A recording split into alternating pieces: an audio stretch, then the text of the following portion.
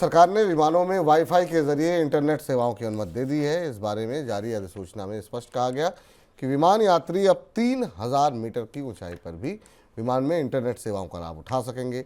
अधिसूचना में दूरसंचार विभाग ने कहा कि नियमों के तहत भारतीय हवाई क्षेत्र में न्यूनतम ऊंचाई के बावजूद विमान में वाईफाई के जरिए इंटरनेट सेवाएं उपलब्ध कराई जाएंगी। जब विमान में इलेक्ट्रॉनिक उपकरणों के इस्तेमाल की अनुमति होगी। इन नियमों को उड़ान और समुद्री संपर्क संशोधन नियम 2024 कहा जा सकता है। सर, एक नई पहल और कितनी बड़ी पहल इसे मान रहे हैं और किस तरीके से ये जो तमाम यात्री रहेंगे उनके लिए लाभदायक हो सकता है? विपुल, अभी जो एग्जिस्टिंग रूल्स हैं वो इस तरह की सुविधा दे रहा था, पर दो तीन चीज़ें जो डेवलपमेंट हो रही थी पर उसका कोई नतीजा नहीं निकल रहा था, वो मैं आपको बताता हूँ। जैसे एक तो ये था कि इस सुविधा के लिए जो मॉडर्न स्पेसिफिकेशंस चाहिए एयरक्राफ्ट में, वो यहाँ के बहुत कम बड़े बड़े चुनिंदा एयरक्राफ्टों में से था।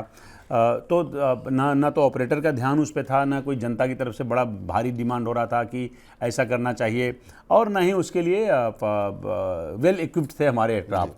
अब देखिए, जैसे जैसे इसकी डिमांड बढ़ रही है, जैसे जैसे कंपनियां नए एयरक्राफ्ट ला रही हैं, तो इसको सुधार करने की ज़रूरत थी। जो पहले के रूल्स थे, जो एग्जिस्टिंग रूल्स थे, उसमें सुधार करने की ज़रूरत है। अभी तक क्या हो रहा था कि जो चुनिंदा एयरक्राफ्ट थे उसमें ये सीमा नहीं थी कि आप जो भी इंटरनेट चलाएंगे वो 3000 मीटर यानी लगभग 10,000 फीट, जहाँ पे जो एयरक्राफ्ट के अपने रेडियो सिग्नल हैं वो डिस्टर्ब नहीं हो रहे हों, उसके बाद आप वो वाईफाई चला सकते हैं। तो अब उसमें जो 3000 मीटर जोड़ा गया है वो ये है कि अब 10,000 मीटर के 10,000 फीट पे ऊंचाई पर जब एयरक्राफ्ट चला जाता है, उसके बाद आप वाईफाई इंटरनेट का इस्तेमाल कर सकते हैं। अब इसमें होगा क्या क्या, ये देखिएगा। इसमें ये होगा कि एक तो जो मुफ्त की सेवा अभी, और इसके होने के पीछे की एक और वजह आपको बताते हैं, वो ये था कि नए एयरक्राफ्ट आ रहे हैं, प्लस जो बाहर की जो एयरलाइंस हैं वो ये सेवा दे रही हैं। तो लिहाजा उसको देखते हुए हिंदुस्तानी ऑपरेटरों को, एयरलाइंस को, उसको मैच करने के लिए उनके पास मजबूरी है। तो जब आप ऊपर 3000 फीट, 3000 मीटर यानी 10,000 फीट से ऊपर उसकी इजाज़त देंगे तो भी सब उसका इस्तेमाल करेगा। मुझे अभी थोड़ा इसमें डाउट है। डाउट इसलिए है क्योंकि जब आप एक्चुअल, आपको अभी भी बड़े लिमिटेड तरीके से उनको एक्सेस दिया जाता है, और ये जब नया नियम आ गया है तो भी बड़े लिमिटेड तरीके से 10,000 फीट के ऊपर भी आपको मौका दिया जाएगा। ऐसा नहीं है कि आप धड़ाधड़ डाउनलोड कर रहे हैं, ऐसा नहीं है। वो सैटेलाइट के ज़रिए चलेगा तो उसकी अपनी एक कीमत है।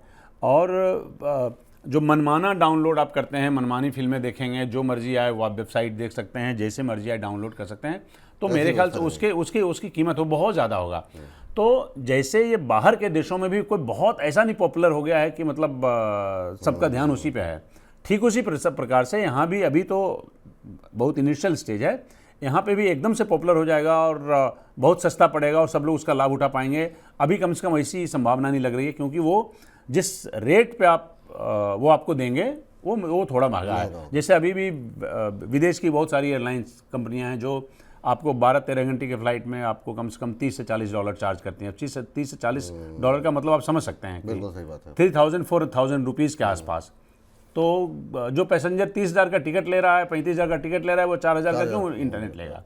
तो इसको पॉपुलर होने में टाइम लगेगा। सरकार ने एक सुविधा दी है, आपके पास एक ऑप्शन होगा, एयरलाइंस के पास ऑप्शन होगा, पैसेंजर्स के पास ऑप्शन होगा, लेकिन इसको अभी ये डे टू डे और हर जर्नी का हिस्सा बनेगा, इसमें अभी थोड़ा वक्त लगेगा। लेकिन मेरा सवाल अब एक दूसरा छोटा सा है इस लाइन का, कि क्या भारतीय विमान जो हैं या भारतीय कंपनियां इस पहल के लिए तैयार हैं? क्या तकनीकी रूप से इतने समृद्ध हैं कि उसे तुरंत लागू किया जा सकता है, या आपको लगता है इसके लिए लंबा इंतजार करना होगा? देखिए, जो नए एयरक्राफ्ट अभी आ रहे हैं, जैसे अभी आपने सुना होगा, अखबार में पढ़ा होगा कि जो A350 एयरक्राफ्ट है, मोस्ट मॉडर्न एयरक्राफ्ट है, एयर इंडिया के बेड़े में शामिल हुआ है, उसमें ये सुविधा है। अच्छा। जो नए एयरक्राफ्ट आ रहे हैं अभी, वो सब में वो सुविधा है।